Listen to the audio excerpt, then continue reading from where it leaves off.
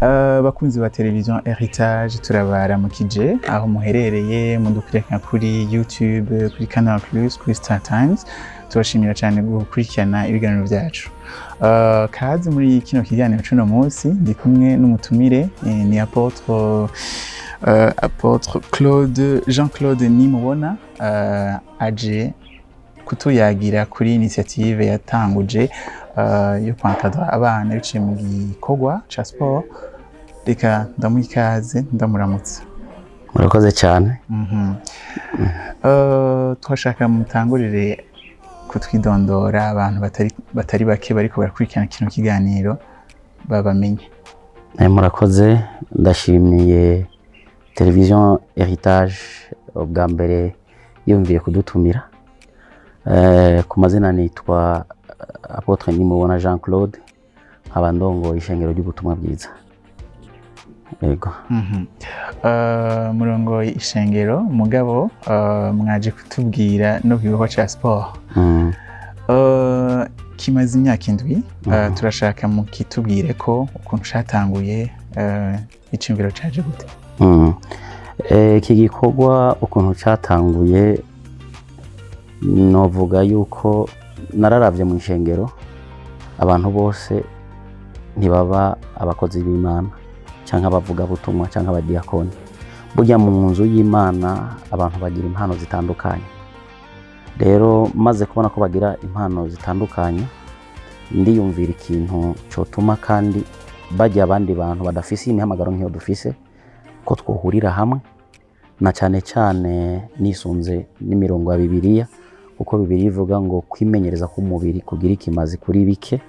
Ahandi uravye Paulo nawe aravuga yuko guhiganwa y'abantu bahiganwa bahiganira igitsibo, mugabo ico gitsibo si kibihe bidashira. No kuvyumvira kuri uko kubashira hamwe harimo impamvu yo kuvuga ubutumwa. Mu kiruhuko kenshi niho tubikora, iyo bavuye ku mashuri bamwe muraza abanyeshuri benshi nta buzi bafise, mugabo ndiyumvira ni igiki twobafasha bari mu kiruhuko, na cyane cyane za taranto zijya habona zigaragare. Noneho murazi yuko abantu binonora bamwe hari gihe bagirirwa amahigwe, twama tubaraba hirya no hino kubera iki mu ishengero batobaho n'inyuma y'ishengero, kuko ntibihuza gusa abantu bari muri eglise, hariho n'abatari mu ishengero twasanze bifasha. Muri iyo ntumbero tumaze kubikora, turavuga tuti twosahiriza n'abavyeyi babo muri ico kiruhuko, birabafasha. Abatsinze baronka ubushimwe baronse bukabafasha kugura amakaye, bikagira ivyo bugabanije mu miryango y'iwabo. Rero aho murumva yuko muri ico kiruhuko tubabuza mbere no kuja mu bintu bidahesha Imana icubahiro, turabahanura. Kandi ikindi naco inkomezi zabo n'inguvu zabo bazishira ku kintu kimwe, kuko umuntu wese abavuga ati nshaka kuba uwa mbere.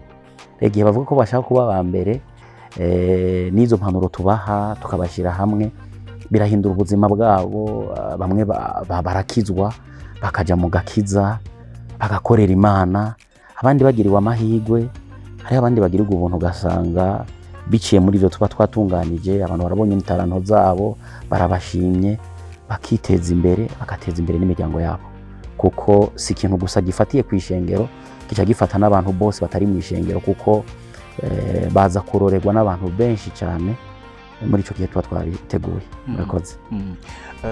Kuri mwebwe sport muyifata gute? Sport ko ndayifata ubwa mbere ni umuti mu mubiri w'umuntu, kuko sport irakiza, sport ituma umuntu anonoka. N'abaganga Bibiliya bivuga byose, nico gituma ivyo byose bikoraniriza mu ijambo ry'Imana. Nico gituma mfatiye kuri ivyo, kubera nzifise akamaro no ku mubiri w'umuntu, ni ikintu ciza cyane ku buzima bw'umuntu wari we wese. Tugiye mu ma competition, abantu benshi baratinya ibijanye n'ama competition, kubera yuko hari igihe usanga amakipe yaroze kugira ngo atsinde. Mukivuga kwike mwebwe?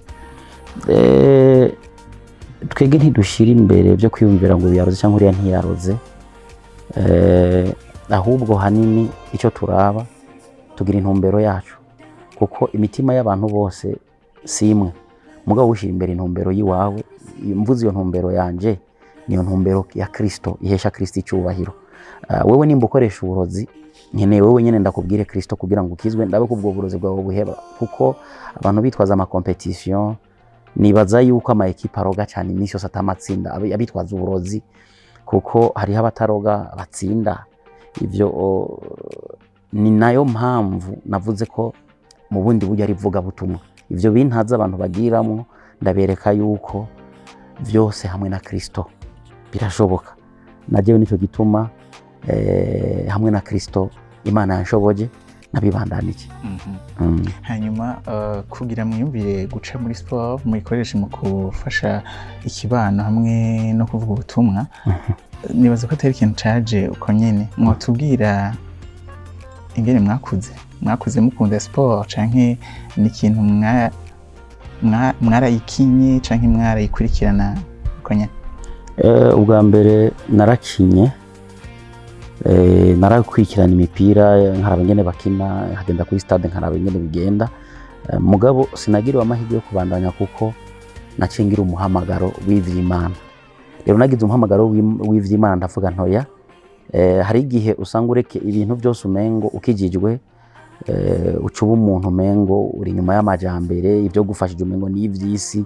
Hari igihe twitiranye ibintu kuko Bibiliya ivuga ngo byose byaremwe n'Imana, bisigura izo nkino, kuja hamwe, gushira hamwe abantu, niwo mugambi w'Imana. Avuze nti kino gikorwa ko nakijijwe reka ndakibandanirize mu gakiza. Hanyuma niba atari banga musanzwe mufana iyihe migwi? Umugwi wa mbere mbafana ntawa nk'ivyiwe kuko ndafise ekipe niyo mba ndiko ndafana,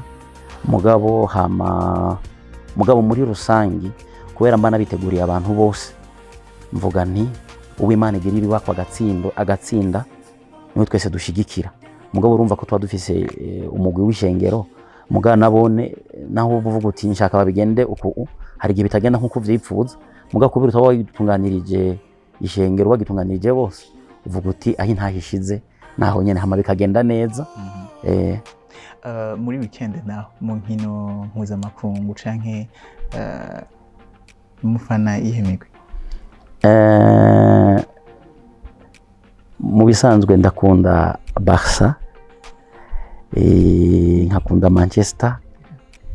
Rero n'imigwi itandukanye bivanye n'ibihe baba bagezemwo, mugabo hanini cyane nkunda intamba mu rugamba kuko ndi umurundi mbwirizwa gukunda ivy'iwacu kuruta ivy'abandi.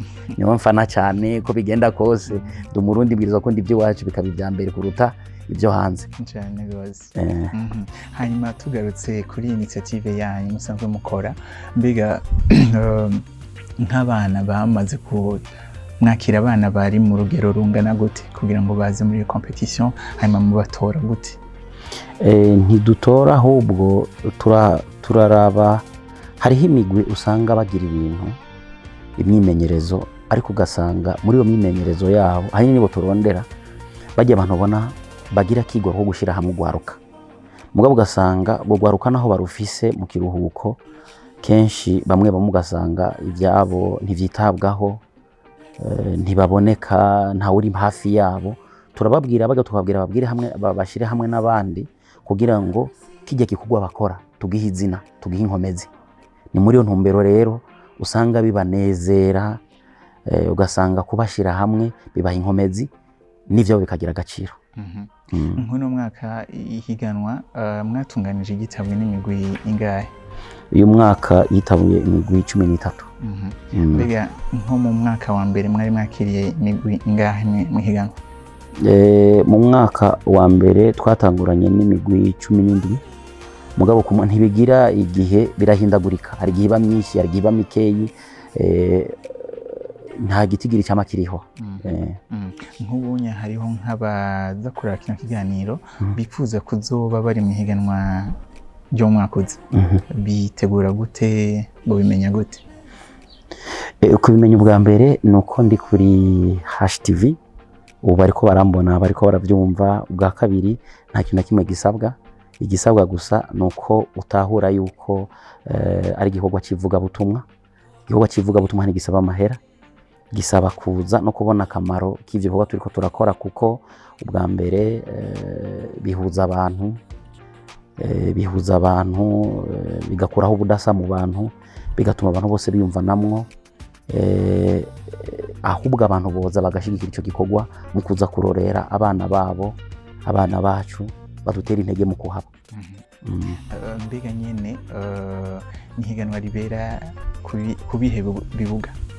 Ahanini dukorera ku Interekwa, ni kibuga nyene abantu kiri muri iyo quartier nyene, kuko mugabo ntibisigura ko n'abari kure batahora baza, haza ubushaka. Kandi dukunda kubikora ku kibuga kimwe, nababwiye ni kuduza urwego rw'abajya abantu baba bari hasi kugira ngo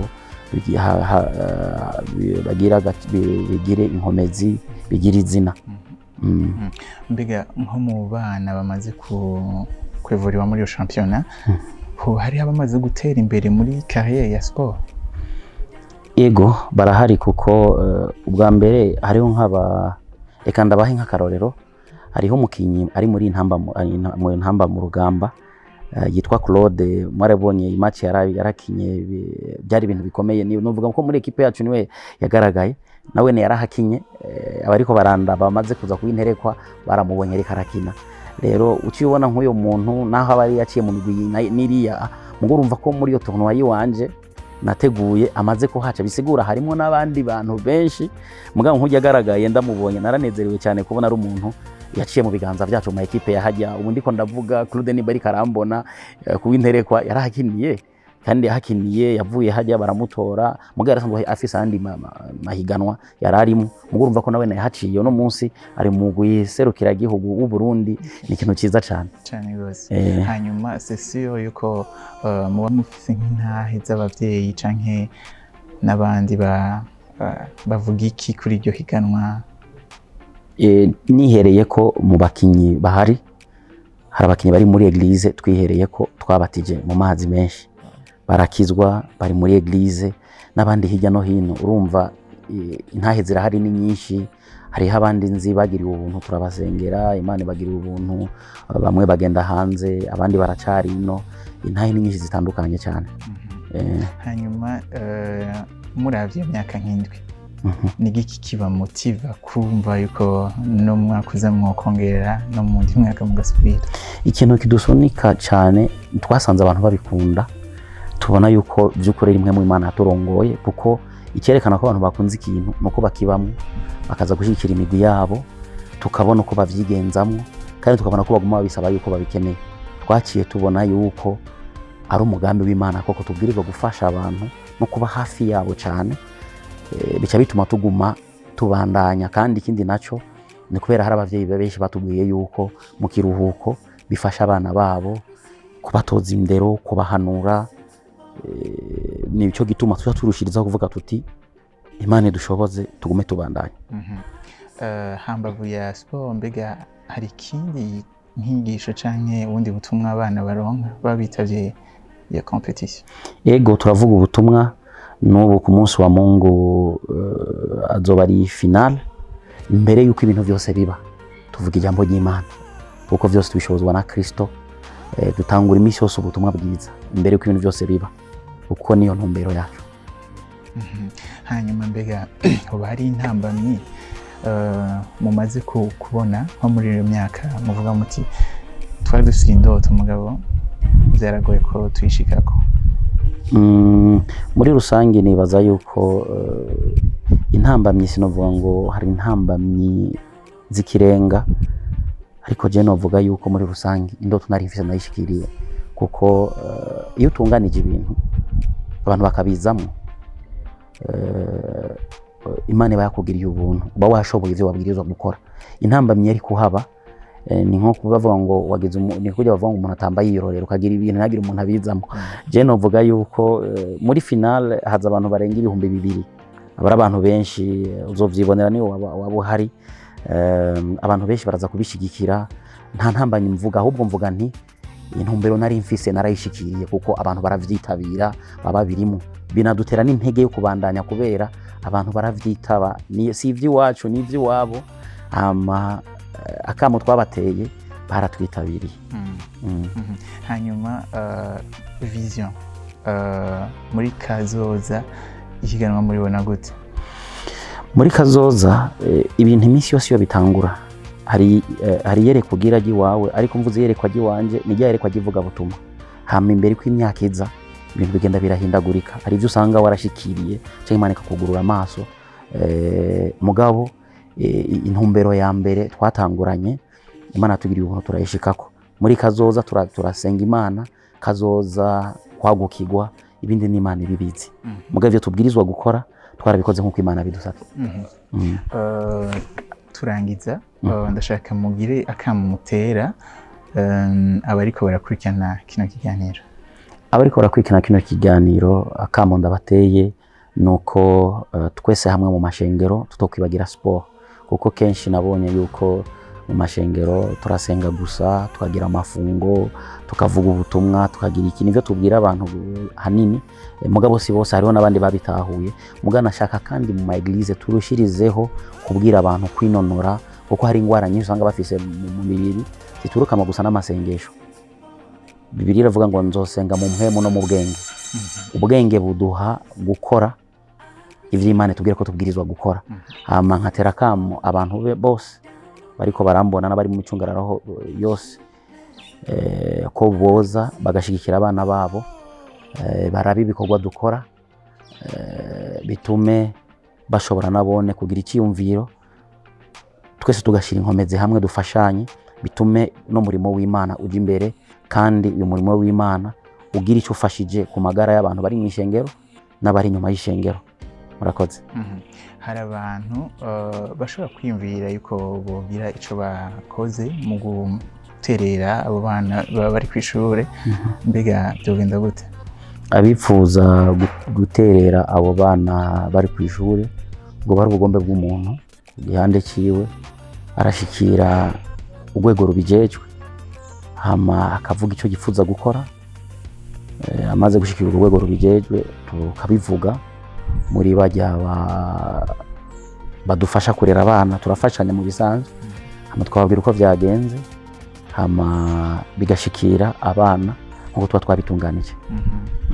Ndagushimiye cyane Apotre Claude Nimubona. Murakoze cyane, agenda bashimiye kubona mwatwiyumviriyeko. Murakoze cyane. Ndabashimira cyane namwe mwakurikiranye kino kiganiro kuva mu ntango gushika mu mpera. Tugirangije ngaha duhana isango mu kiganiro c'ubutaha. Imana ibahezagire, mubandanye mudukurikirana ku mihora itandukanye kuri YouTube, kuri Facebook, kuri Twitter na Instagram, no kuri Canal Plus na Star Times. Bye bye.